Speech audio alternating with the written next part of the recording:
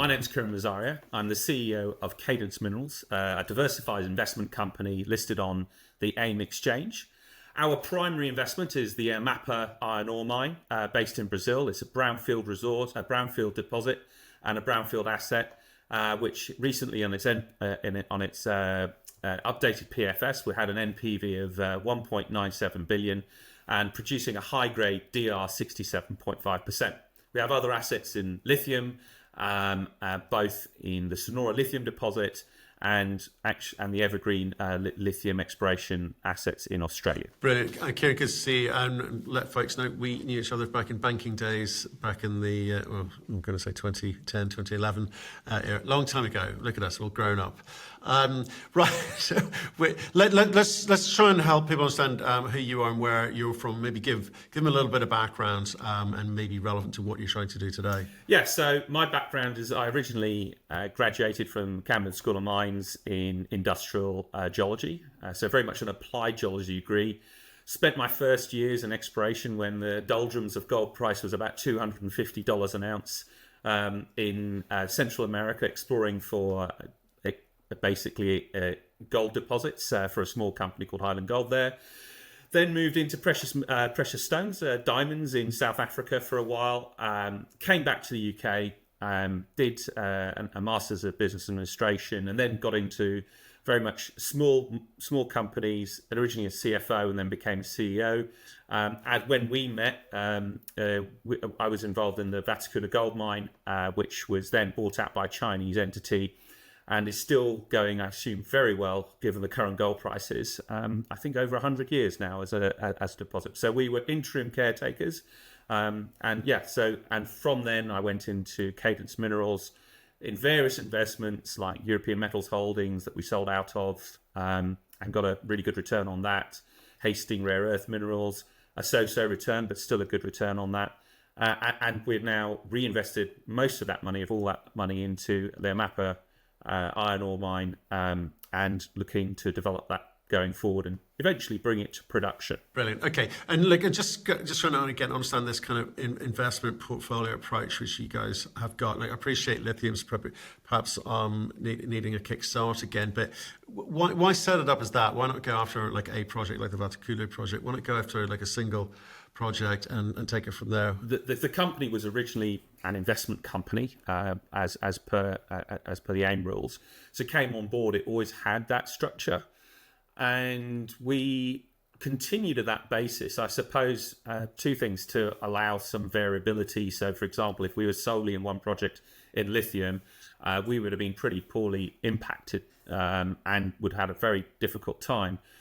So we were basically, although it was called Rare Earth Minerals originally, it became very much about, we were agnostic on commodities and started to look at really either processes that, so for example, the Sonora Lithium project in EMH, the processing technology was very early stage, but we looked at it and we believed that they could get to lithium hydroxide or lithium carbonate through a different form of processing. Nothing new, but applying different technologies in other parts of the mineral processing into that. And they have, in both cases, which were considered both low grade or in a clay, were considered, well, that's not going to work. Both have produced lithium hydroxide or lithium carbonate, both at either at DFS or PFS level.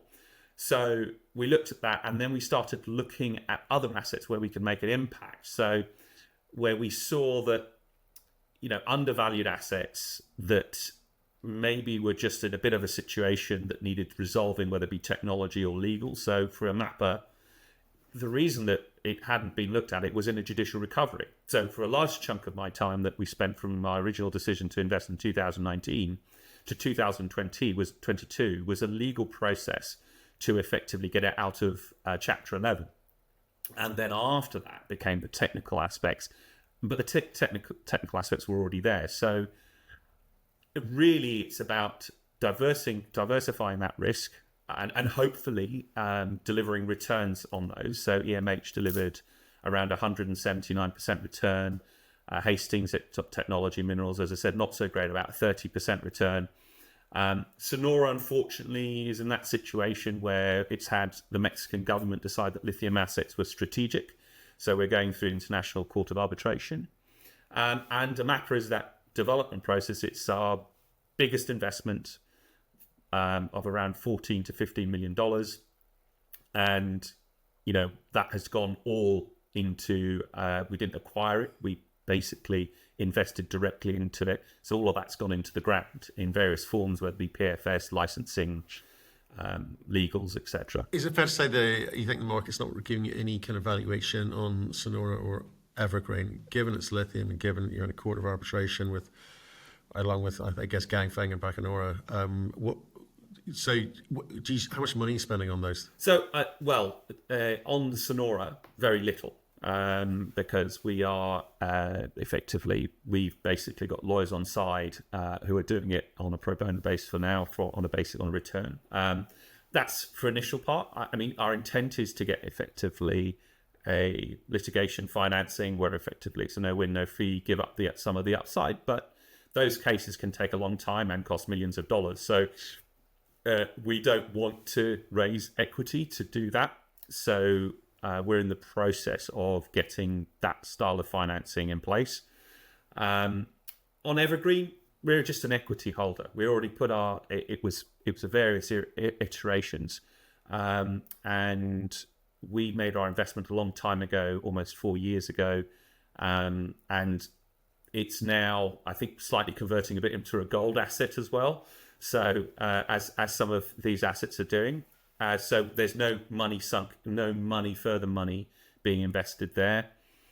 I mean, if you look at our cash flow for the last 5 years, 60% of our funds have gone into Amapá. Another 10% or 5% have gone into other public equity investments, but the large majority has gone into Mappa. Okay. Fine. So you're not looking to offload. I guess there's no point of trying to offload those things. Cost you more money and time. So let's look at a Mappa, okay? I guess the question I'm trying to answer in my head is the market's valuing you at less than 10 million quid.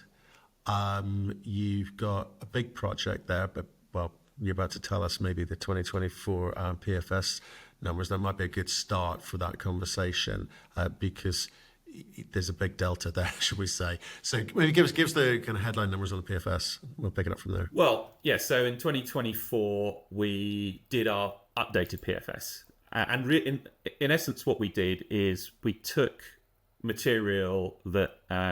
so the previous PFS was going to do a 65 and a 62% con. We decided that we could upgrade it, or believe that we could upgrade it to 67.5. So 100% 67.5 Fe product, which is a DR grade given the silica and the low aluminum content that we have. So that then delivered an NPV over a 15-year mine life of $1.97 billion US dollars. That's about 5.5 million tons a year of production. Over 15 years. It's a simple open pit with a very low strip ratio, about 0.4. Our free onboard operating costs at that point was $33 a ton, for $34 a ton. We've managed to reduce that below to 27 with recent announcements. And the processing is known. It was an operating mine beforehand. The resources and reserves have been audited. When it was operating, it was a simple beneficiation process of crushing and then grinding down, and then a reverse flow. We're utilizing the same process flow sheet with the addition of some HPGR grinders to grind it further, and on top of that, some MagSep. And that allows us to take it basically from a 65 to a 67% con. So those valuations, yes, we've got 35% of that asset. So yes, the valuations, there is a big delta. And talking about it, where we think those deltas come from? I think it's because when we look at it as a whole, we see the size of market capitalization that Cadence is at, and then we also see the capex that's required. Now, typically assets of this size, when you're talking 5.5 million tons a year, There's a rule of thumb that people use in Australia, maybe $120 per ton to $100 per ton capex intensity. We're well below, so that would be in this case somewhere in the region of basically sort of 600 million to. No, sorry, it'd be five. Pardon me. It would be about $500 to $600 million when we're sort of closer to the $400 million mark when we're talking about our production. So lower capex intensity, but it's still $400 million or 370, and that has to be sought. We can get debt partners. I don't think that's going to be a problem. So we have to find a JV, big brother, to come on board to fund the equity portion, whether that be an equity interest, whether that be an offtake. And that's what we've been frankly doing for a good part of 6 to 9 months now, and really being pushing that forward in a formal manner. In the interim, we've been getting on with our licensing process. So I think that is where the disparity exists, because people think, well, how are they going to get this? How are we going to get value? And it really has to be about bringing on a JV partner to take it to the next step, that being DFS, that being FID, and then, of course, construction. So can I just understand? So you have 35% of the project now. Who's got the rest? The rest is a partner called Indo-Sino-Trade. So because this asset was effectively in judicial recovery, which is Chapter 11, one of the creditors in that group basically wanted to redevelop the asset. So they had a credit or a creditor balance of around $50 million. They then said, well, actually, let's go and find someone that can help us develop it, bring us to the next stage. They then basically put that $50 million into a JV company as their equity portion of it. We invested into that JV company. With that group, we said, right, here is a group that's going to take it out of judicial recovery, agreed with all the creditors, payment terms and all the rest of it, which come out of production, and then took it out of judicial recovery in 2019, but actually only finalized in 2022 when we got the equity. So effectively, they were creditors.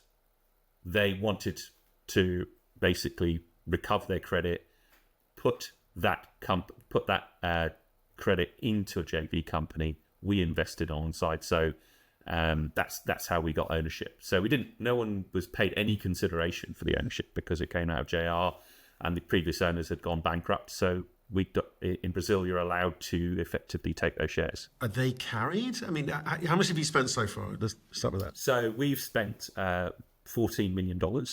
Right. And what are you obliged to spend going forward? There's no obligation. So the first two sets of tranches, there was an obligation of 7.5 million in total, which we spent by the end of 2022. We have a first right of refusal to go up to 49% of the asset at a consideration at the time of about a total valuation of the company of 100 million. We haven't made massive investments. Well, we've made tranches of investment, but at the moment, the investment we've been making is really about continuing operations in relation to licensing and maintenance of the area and security. So they haven't got a free carry. They get diluted every time we invest. So at a rate of $100 million or thereabouts valuation. The company would need to be your company would need to be valued at 100 million, or the asset would need to be valued at 100 million. Just to be clear. So the asset is effectively, if we look at what our contribution, put it this way, the valuation of the asset would be at 100 million. So we're investing for every percentage point, it costs us $1 million, right? That's what it's costing in simple terms. Although beforehand it was much deeper discount because it was still under JR, hadn't got some licenses cleared. So that's why our 37% hasn't cost us $37 million.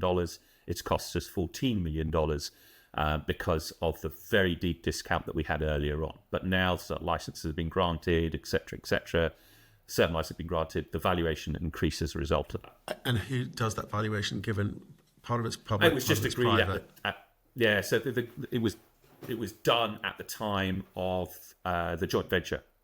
So the joint venture, we were agreed stages and certain achievements were then once those were achieved, the valuation, the price went up accordingly. So, for example, but it's really important. I think if you can explain this to people articulately, then I think it could really help, because the market's saying your company, as far as they're concerned, is worth 6 million. You spend 14 million, despite you having 35% of an asset, which is worth, in your view, the NPV is 2 billion. But of course, at a PFS, there's always a discount, right? We accept that. And whether we say that that's a 20% discount, it's worth 20% of the NPV, or depending on who and you talk to. But so, we would see, when you get to DFS, that might be worth 40% of the NPV. But yes, so those are the valuations, metrics that we think we should be closer to. We think we should be closer somewhere. The valuation of this asset should be on our books, should be somewhere in the region of $35 million, $60 or $70 million, or something like that to effect. But we're worth around we're about 10 million. But what are people buying into? Oh, right. We've got a high leverage situation. If we can show you, what do you need to show the market? We show you access to capital, access to cheap capital, access to capital take you through to like an FID. I mean, what do you think you're going to get credit for? So nearly $2 billion post-tax NPV 10, the £6 million company. This kind of feels like a long way and a kind of a long run up to that point. So what would you advise people to look at and maybe help them understand how they value those things? Well, I would say that there's, in terms of the value, the delta between the two, I think there's two parts that we need to do. There's an obviously difference in valuation. And that, as I've just talked about beforehand, you can utilize some metrics of 10% of NPV or 20% of it NPV. I think that's probably right for a PFS. So, then that at 10%, that would put us at 37 million market cap just on that, right? But I think the aspect that we need to then show is, okay, well, can the second part that we've been working on since July is, okay, well, there is the potential there. That does require DFS. That does require JV partners.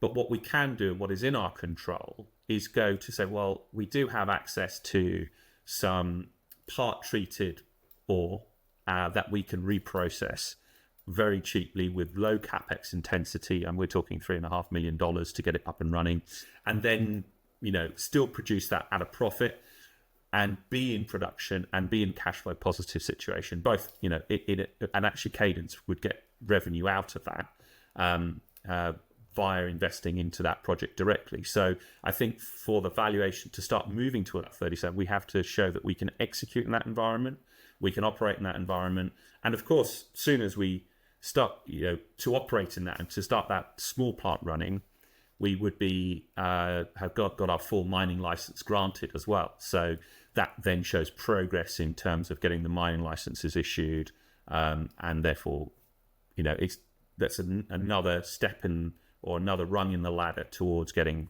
the financing. We know that we can get the debt financing, whether it be external out of Brazil or internal with some state funds.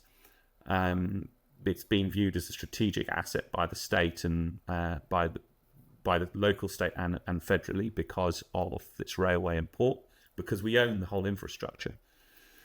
So we believe that there is there's a series of steps that we need to embark on, and that we are embarking on, which is getting into production at a low level and then utilizing that cash flow. Even if there isn't a JV partner immediately, let's start the DFS with that, because the DFS, it won't be that expensive. We're talking about a $6 to $8 million cost for a DFS.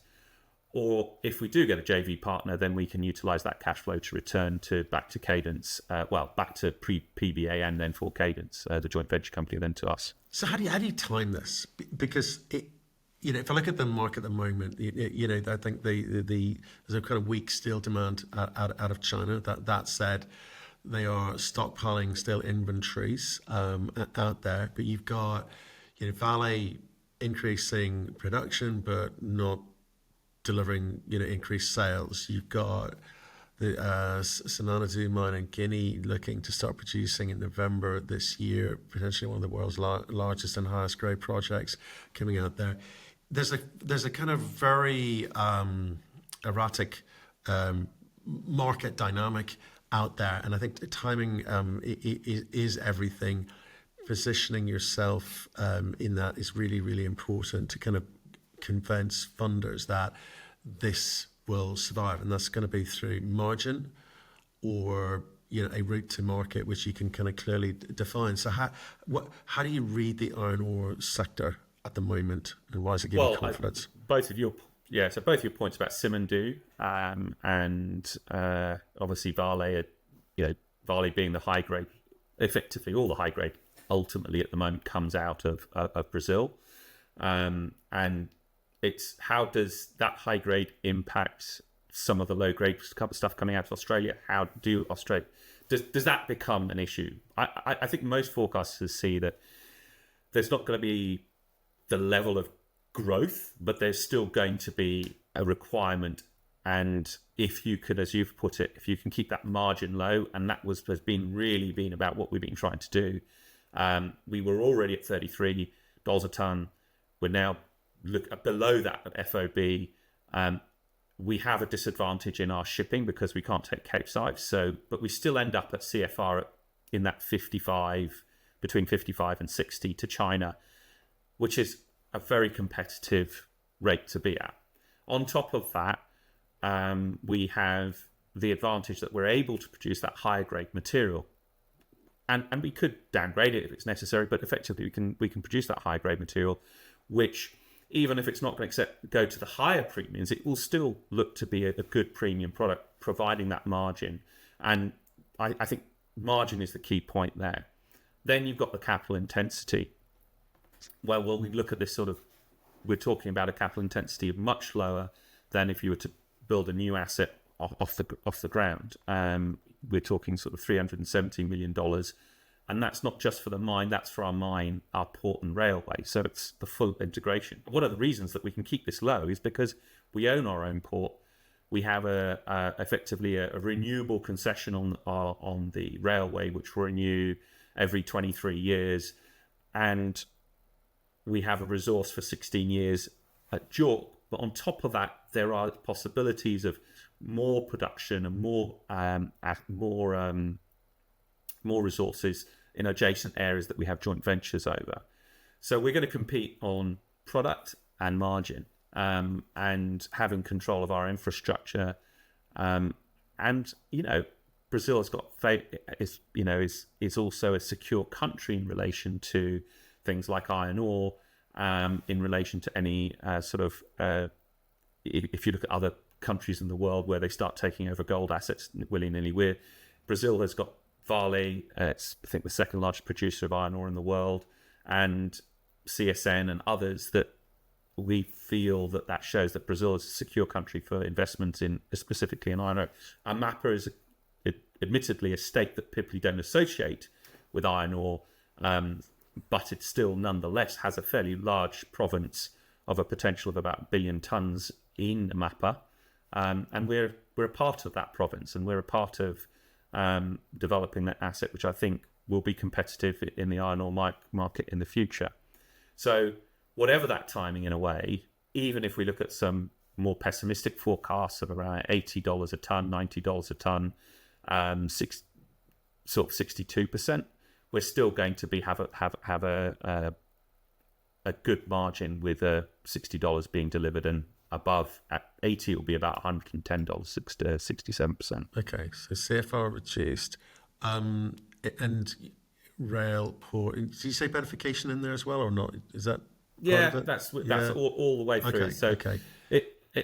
Our largest cost is beneficiation. Now it's about $11 a ton, or thereabouts. And so did you say you owned that, or you managed that, or was that told? That's all owned by by our joint venture company. So Devon and Son owns the whole process.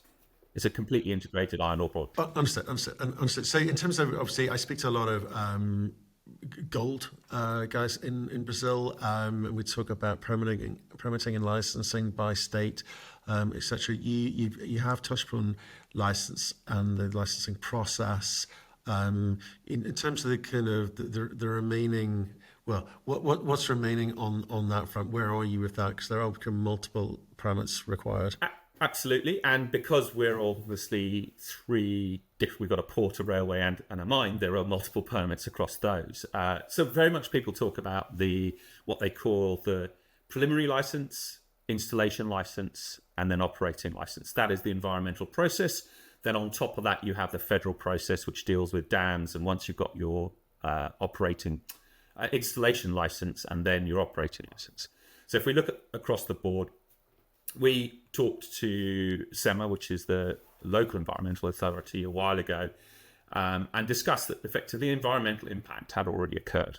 And as a result of that, they agreed, and there's evidence around the states everywhere, around states in Brazil where this has occurred beforehand. They agreed that we didn't need to go to the preliminary license stage. We just go straight to the installation license. Those applications have been made. Late last year, we were expecting across the mine and the rail, though we were expecting those to come back at late last year. They came back with a series of other questions which weren't forecast, because you agree a scope of works beforehand. You say, what do I need? What do I need to provide you? They then came back with further questions, which will form part of, we'll do those studies, and which will form part of, which effectively a revised archaeological study, which is just an updated one. We don't have any archaeological sites at our area. And once that's completed, that is really the major outstanding study that's to be done. Once that it completed and reviewed at a federal level, we would have our mining installation license in place. We expect that to take about 3 months to get done. 4 months to get done.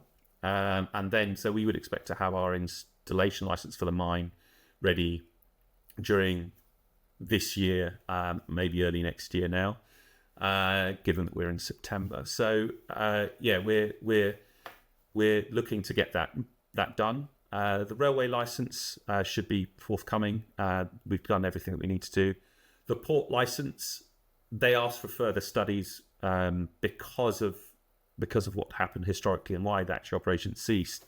There was a port failure, so we needed to do more environmental studies, and we've just got the reply back on that, and they've requested some additional studies on that. So there's nothing untoward. There's nothing that raises any red flags for me. It's just process, and that is still a very short timeline, because typically licenses in Brazil to get to your installation license may take up to 48 months plus, so maybe 48 months plus. We're sitting at 24, so we're looking to get those done. Hopefully, certainly the mining license prior to the end of this year. Can you talk to me about things like the Azteca plant, right? You've said, I think you said somewhere, that it's a kind of really quick restart, subject to the license coming on. Is there, or have you looked at the kind of trade-off studies between like getting a partner in and saying, right, giving away a chunk of change on that and bringing in the debt and hopefully getting some offtake and all the kind of way the financing stack available to you in terms of staging the build versus the giving away a lot of the upside? Were there options available to you before you kind of decided to go down the route you have? Well, I think even, when we had a much higher market cap, this was even, ironically, even before we owned the asset, we had the potential to own the asset, and that was in sort of 2020.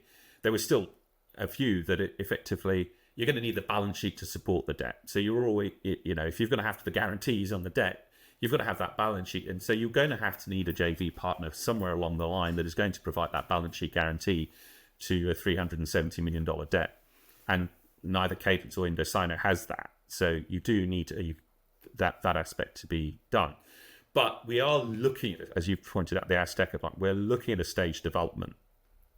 But it's relatively small. The Azteca plant is not part of the large 5.5 million tons, which is obviously the dream goal there. The Azteca plant was in operation previously, and we're talking about it producing about 330,000 to 390,000 tons of 65% material, at about a $24 margin, at 103. I think it's 120. So it's 65% iron ore is about 120 at the moment. So, you're talking about another, say, 41. No, it becomes a $41 margin. So, and it's very quick. We've already done effectively, inverted commas, a DFS on how much it would cost to recommission. And it's a $3.5 million recommissioning cost, of which the largest majority of it is doing the licensing work, installation of dam sirens and all the rest of it. The actual plant is really a series of very simple motors, permanent mag set, and some spirals. So that will then allow us to generate revenue, and there are choices to be made there. Do I invest that money? If we're talking $40 a ton, do we start reinvesting that money into doing the definitive feasibility study, taking up the value curve, and therefore the dilution becomes less? Or do we, and it all really depends on what profits we're making, or do we take that back and bring it back to Cadence and utilize that cash elsewhere? Those are decisions that we'll make with PBA and our JV partners. But there is a possible stage investment. You could actually take that money and reinvest in another similar Azteca plant and maybe double production. But the tailing size, the part process material has a limited capacity, and that would just quicken the cash flow, because it's this high grade material is probably around, after processed, is probably about 1.5 to 2 million tons of actual ore. So we could quicken the process. We could add another Azteca plant, and there are lots of other tailings, 22 million tons, but that's proper tailings. That's going to be lower grade and really probably more complex process. So I view that Azteca is that stepping stone to generate revenue to either reinvest into the project, or deliver some cash back to Cadence. But ultimately, that is going to have to be a JV. But I think doing the Azteca plant, one, you get the mining license. It also shows to any JV partners, okay, you have got a team to operate. You have got a team that you can operate. You've got the mining license. You are trucking it. We won't be using the rail. You're using the public port, or you're in production. That adds a level of credence to the ability to operate in that environment, and showing, even if it's not you who will eventually be operating it, shows that you can. And I certainly believe it's going to be more like a Brazilian player that would do a JV, just because of Brazil knows how to invest in Brazil. Okay, interesting. I'd love to kind of hear those thoughts as they evolve, and decision making as it evolves. There's a couple of Brazilian companies who have chosen the route of anti-dilutory measures like that, invest some money to create some cash to stop the dilution into the company, and obviously that takes out the timeline for the bigger project. But as a public company, I can appreciate that. Maybe your JV partner, the Indocino, not so much. I don't know. Have you had any discussions with them about these options? Yeah. So when I'm discussing this with you, it's very much talking from the same hymn sheet from Indocino. So we have discussions. We talk. I mean, although we're 35% ownership, basically Indocino rep and myself, I'm on the board of directors of the joint venture company, and we manage it together as almost like a 50-50 JV. We make our decisions together, align our decisions, and to date, we haven't had a single disagreement on anything of how we're thinking of developing.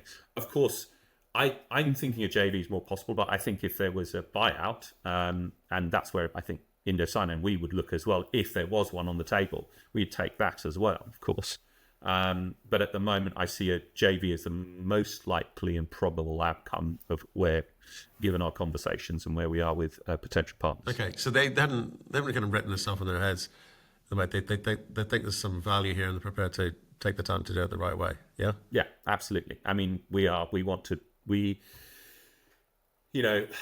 yes, there is opportunities. I mean, if a silly offer comes along, then of course we have to consider it, right? But I think ultimately we are seeing a way to as you pointed out, if we do the Azteca plot, the timeline to development is going to take longer because we'll have to build up that equity position. So look, we've got a chunk of equity here that's going to be the equity portion of any financing. But and we can take that route, or we can take the route if there's a JV partner coming. I would probably like to, if we can get the Azteca to work effectively and deliver, fund the DFS ourselves, because that doubles that value on discount, I believe. So you'd be closer to a 40%, maybe 30% discount to the NPV. So that should then reflect as well in our market cap. And obviously, if you're in production, that should affect on our market cap as well. Okay, and so just sticking with the alternative at the moment, the what if and what may be. With regards to monetizing excess logistics capacities, whether the rail or the port, are you able to kind of service other kind of third-party miners? Yeah, we would be able to because the rail has a capacity in our eventual design of 7 million tonnes per annum. So yes, and beforehand it used to. And ultimately, the rail goes along the spine of the Villanova trend of iron ore, which is friable itaborites, 2 or 3 billion years old. Those assets have not come back into production because the railway isn't working. So having that rail working will allow access for other deposits to come back into production. And in fact, when it was under previous owners, Anglo-American, they carried about 700,000 tonnes worth of material from other producers. So we would charge that at commercial rates, or, there are always other options as well. So you could charge that. Port capacity would be there on there or thereabouts. It has a very large retro area, and there are discussions, could this become a bit more of a multimodal port? And certainly the state would like it to become a multimodal port. The state would like the railway to be, and it's part of our concession, that it's allowed to transport other material, commercial rates, whether that be agricultural products or mineral mining products. But it will, in that area, if it's going to be anything, it could be manganese and iron ore would be the two major mineral products from that area. But it also has some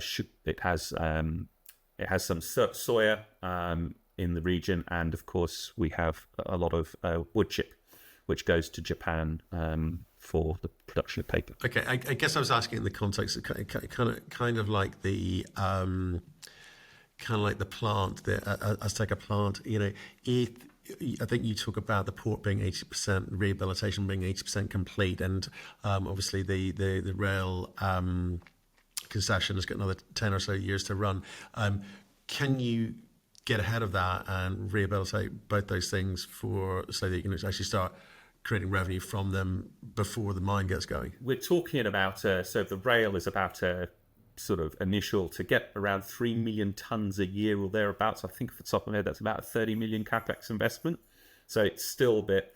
The port, when you talk about the 80%, it effectively that refers to the rehabilitation. So what had happened, and the reason why it fundamentally went into judicial recovery was there was a port failure, and that port failure limited. It had an overhead for a 6 million tonne per annum project, and was producing 6 million tonnes per annum, but could only ship out 2.